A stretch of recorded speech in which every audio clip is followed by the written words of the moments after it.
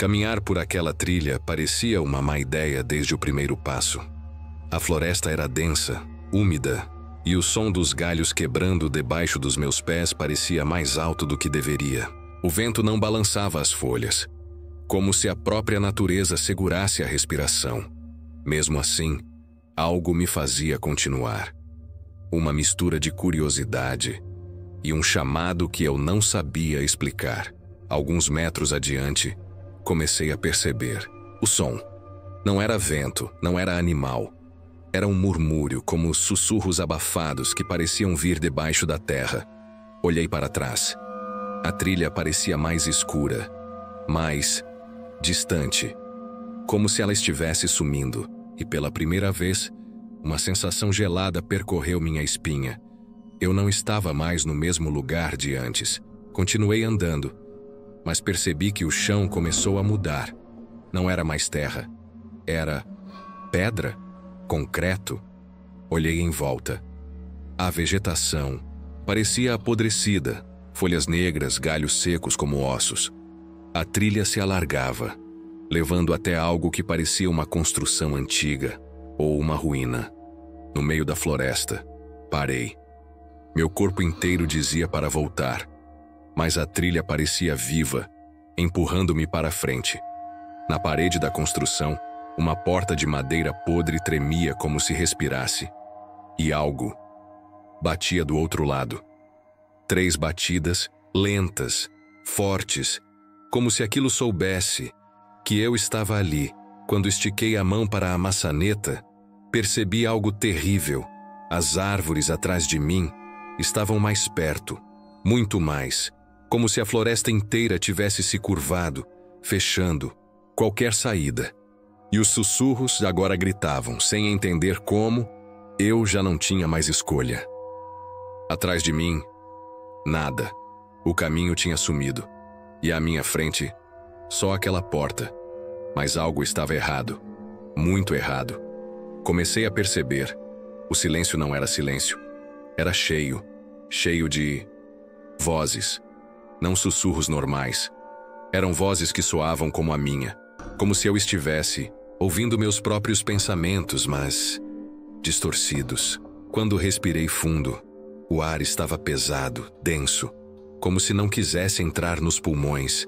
Minha própria respiração parecia ecoar, mas não no ritmo certo.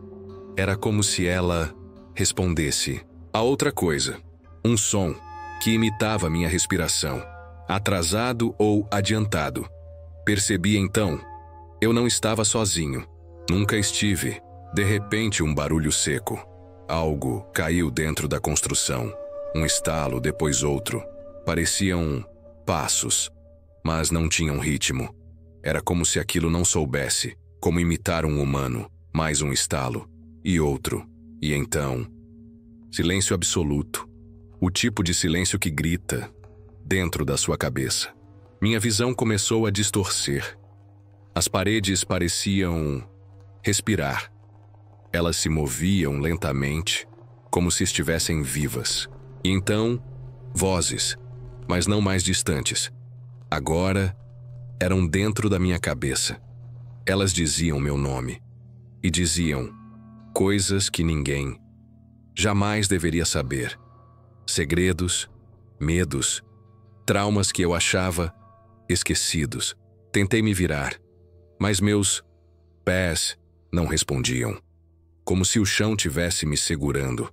As vozes riam. Elas riam, com a minha própria voz. E uma certeza gelou meu sangue. Aquele lugar sabia quem eu era.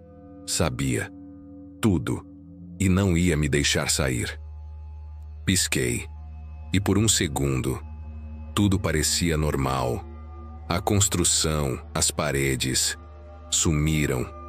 Eu estava de volta na trilha, ou pelo menos parecia, mas não era. As árvores não faziam sentido. Troncos que dobravam em ângulos impossíveis, galhos que pareciam mãos, e o céu não existia mais. Era só um vazio escuro, vibrando, pulsando, como se respirasse. Então percebi o som. Não era som, era a ausência dele. Tão absoluto que parecia um grito. Meus próprios pensamentos ecoavam de forma errada, como se outra coisa os repetisse segundos depois, mas distorcidos. Grave, rouco, como se o próprio lugar estivesse pensando junto comigo.